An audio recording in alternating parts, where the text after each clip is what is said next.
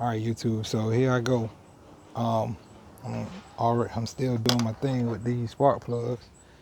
I decided to go ahead and rock with my valve cover gasket too. I get in the valve cover gasket part in a minute. But anyway, I ran into a huge problem. Well, anyway, if you wanted to know, all 8 of my spark plugs was bad like this, which explains exactly why it was. Oh man, I had to drink Monsters and Red Bulls just to stay up on this one. But I'm here for you. So anyway, I ran into the problem with the boots because I was starting to use. Let me see if I can find it. Okay, I was using these to pull them off with. Because it was kind of tough. It's been so long since they got pulled off till some of them was coming off like this. You know, and I wanted to leave the boots in there, but I figured, why should I leave the boots in there when I can just change the whole thing? Because I got 8 brand new ones. Why do that? Well, anyway, um, one of these, well, I say about 2 of these are ripped in half. And man, oh man, that was some troublesome stuff to deal with. I'm trying to figure out where I put that boot earlier, but that's okay. Anyway, long story short, if it rips in half, I got a solution, and I hope that it works for you because it's the best I could do.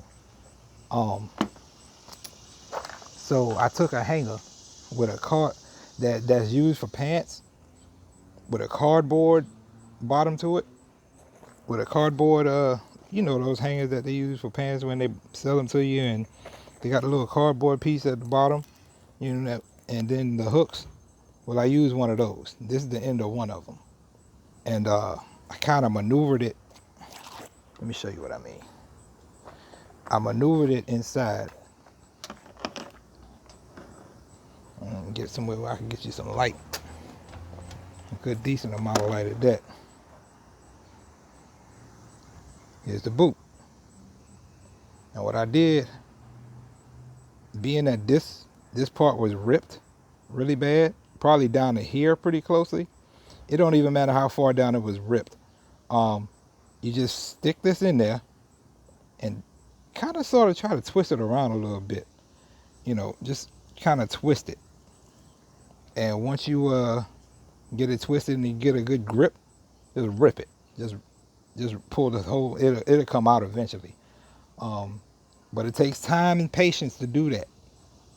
Okay. You got to be, when it comes to working on a vehicle, especially an older model vehicle, maybe it hasn't been worked on in a long time, whatever the case may be. But I'm just saying, if you're working on something that hasn't been worked on in a while, my recommendation is to look out for those warning signs like that. Like, these boots were so old to, like, they were pretty much, how can I put it? You know how it goes. The rubber gets all hard or in this case, fragile to the point to where they fray and all that mess. Anywho, clothes hanger, end it like, fix the end like this the best you can. Stick it as far down as you can and twist it around inside of that hole of the boot. And it should catch on in that piece of rubber. But that's just for the ignition coils. I mean, the rubber boot if you can't get it out. All right, next problem I ran into. Whew, this is gonna be a doozy because that's really tough to deal with. This one's gonna be real tough to deal with. Spark plug, the spark plug socket. Wow, that was amazing. I'm gonna tell you why.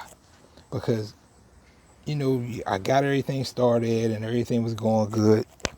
And then I get to like 1 or 2, in the final 1 or 2, it wants to get stuck.